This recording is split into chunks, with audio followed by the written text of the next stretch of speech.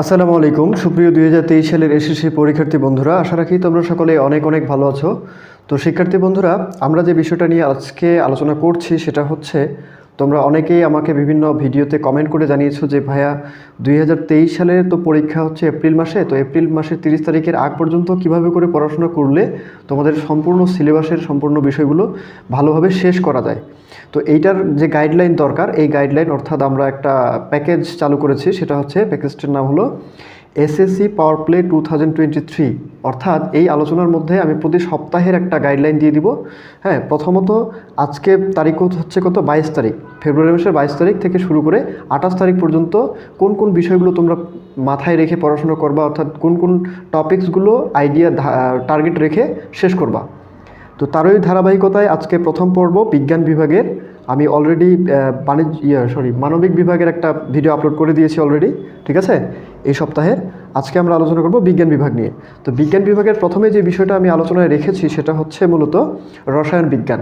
তো রসায়ন বিজ্ঞানের যে তোমাদের টেক্সট বুক রয়েছে, টেক্সট বুক থেকে ধরো যে পদার্থের গঠন তৃতীয় অধ্যায় এবং চতুর্থ অধ্যায় হচ্ছে পর্যায় সারণী, এই দুটি অধ্যায়কে কম্বিনেশন করে কিন্তু 100% ভাবে প্রশ্নগুলো তৈরি করা হবে এবং দুইটা সৃজনশীল প্রশ্ন এখান থেকে কমন পেয়ে যাবা, ঠিক আছে।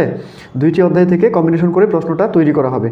এবং তাহলে এই দুইটা অধ্যায়ে তোমরা কি কি পড়াশোনা করবা এবং কিভাবে করে পড়াশোনা করলে তোমাদের জিনিসগুলো বেশ ভালো মতো সৃজনশীল প্রশ্ন প্র্যাকটিস বলো, এমসিকিউ বলো এবং মূল কনসেপ্ট বলো, সম্পূর্ণগুলোই শেষ হবে নির্ধারিত সময়ের মধ্যে। তো প্রথমেই তোমরা 2 দিন সময় দিবা মূল কনসেপ্ট, অর্থাৎ পদার্থের গঠনে 1 দিন আর হচ্ছে পর্যায় সারণীতে 1 দিন। তাহলে মূল কনসেপ্ট করতে 2 দিন সময় লাগবে। আরেকটা বিষয় আমি তোমাদেরকে জানিয়ে রাখি, সেটা হচ্ছে তোমরা যে কোনো বিষয় পড়বা, ইংলিশ বলো, বাংলা বলো, তারপরে ইসলাম ধর্ম বলো, বিজ্ঞান বলো, যা কিছু বলবা, তোমাদের মূল অধ্যায়টাতে অর্থাৎ টেক্সট বুকে কী বলতেছে সেই জিনিসটা মাথায় রেখে পড়তে হবে। তুমি যদি সেই জিনিসটা পড়তে পারো, বুঝতে পারো বা মনে রাখতে পারো, তাহলে কিন্তু তোমার সৃজনশীলে 100% ভাবে তুমি সাহায্য সহযোগিতা পাবা, সাপোর্ট পাবা। এমসিকিউতে তুমি সাপোর্ট পাবা। আর তুমি যদি মূল কনসেপ্টটা ছেড়ে আগে সৃজনশীলে যাও এবং এমসিকিউতে যাও, দুটোতেই কিন্তু তোমাদের সমস্যা সৃষ্টি হবে। অর্থাৎ এই দুটি অধ্যায় পুরোপুরি কি করবা, তাহলে এখানে 2 দিনে মূল কনসেপ্ট, 3 দিনের সৃজনশীল প্র্যাকটিস টেস্ট পেপার থেকে বা গাইড থেকে যেখান থেকে হোক না কেন, এবং এমসিকিউ 2টা অধ্যায় 2 দিন কমপ্লিট করবা, ঠিক আছে। তারপরে কী করবা, যে 2, 3, 5 আর 2, 7 আর 2টি অধ্যায় 1 দিনের মধ্যে কি করবা, 1 দিনের মধ্যে তুমি 2টি অধ্যায় সম্পূর্ণ পড়াশোনা যতগুলো করলা, যতটুকু করেছো, এটা 1 দিনের মধ্যে 2টা অধ্যায় থেকে টোটাল একটা সংক্ষিপ্তভাবে রিভাইজ এর অপশন রাখবা, তাহলে কিন্তু সম্পূর্ণভাবে তোমাদের মাথায় থাকবে। আচ্ছা, এরপরে আমরা করব আলোচনা হচ্ছে পঞ্চম অধ্যায় ধর্মবিজ্ঞান, ধর্ম বিষয়ে। ধর্ম বিষয়ে পঞ্চম অধ্যায়টা এই জন্য প্রথমে আলোচনা করবা বা পড়াশোনা করবা যে কারণ এই অধ্যায়টা অনেকটা বেশি ইম্পর্ট্যান্ট এবং হচ্ছে প্রশ্ন তো অবশ্যই সৃজনশীল প্রশ্ন এখান থেকে থাকবে এবং অধ্যায়টা অনেক বেশি তথ্যবহুল, ইনফরমেটিভ, ঠিক আছে। তো অধিক বেশি তথ্যবহুল হবার কারণে এখানে কিন্তু বিভিন্ন ব্যক্তিদের জীবনী, অর্থাৎ তোমরা জানোই, দেখে নিবা। তো ব্যক্তিদের জীবনী সম্পর্কে বিভিন্ন কিছু তথ্য দেওয়া আছে, সেখান থেকে কিন্তু অবশ্যই সৃজনশীল প্রশ্ন হবে এবং এটা অনেকটা হার্ড লাগে তোমাদেরকে। তো এই হার্ড সাবজেক্টটাকে আগে শেষ করবা, ঠিক আছে। প্রথম 3 দিনে মূল বইটা শেষ করবা, মূল বইয়ের অধ্যায়টা। তারপরে তার পরবর্তী 2 দিনে এমসিকিউ শেষ করবা এবং সৃজনশীল পড়া এবং লেখা।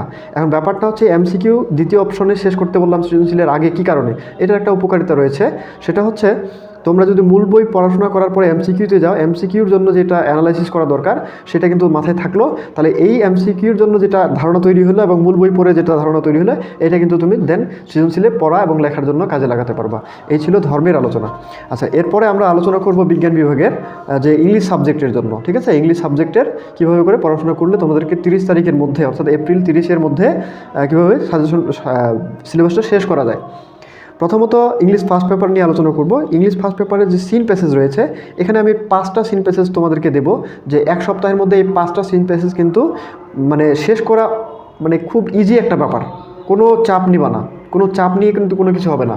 চাপ নিয়ে দেখা গেলো যে তুমি 8 দিন ভালো করে পড়লা, 15 দিন ভালোভাবে পড়লা, কিন্তু তারপরের সময়গুলোতে আর পড়তে পারছো না, তাহলে কিন্তু সমস্যা, দিনগুলো নষ্ট হয়ে যাবে। তো এই জন্য চাপ না নিয়ে তুমি কি করবা, 7 দিনে 5টা অধ্যায় 5টা প্যাসেজ তুমি সিন প্যাসেজ পড়বা। সেটা হচ্ছে May Day or international dash, তারপর হচ্ছে February is a memorable day, তারপরে ফেব্রুয়ারি ইজ অবজার্ভড অ্যাজ ঠিক আছে।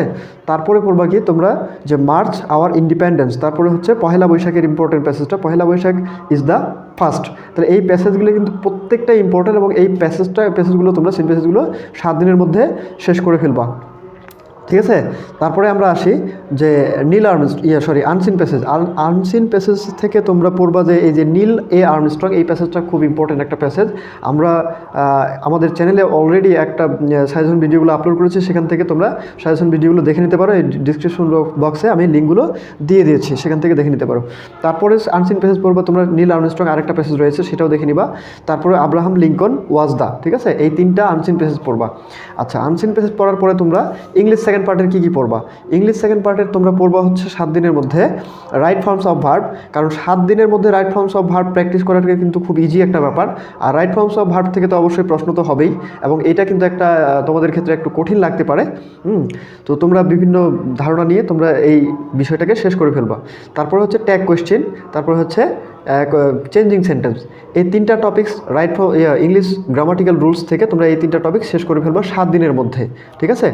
তারপরে করবা কি প্যারাগ্রাফ পড়বা তোমরা রোড অ্যাক্সিডেন্ট, তারপরে হচ্ছে ট্রি প্ল্যান্টেশন, তারপরে এটি স্টল। এই 3টি প্যারাগ্রাফই কিন্তু মোস্ট ইম্পর্ট্যান্ট একটা প্যারাগ্রাফ। তো 100%-এর মধ্যে 100%-এ রাখা যায় যে কোনো একটা প্যারাগ্রাফ হয়তো বা কমন পড়ে যেতে পারে আবার, ঠিক আছে। তারপরে করবা কি সিভি রাইটিং তোমরা একটা ভালোভাবে শিখবা।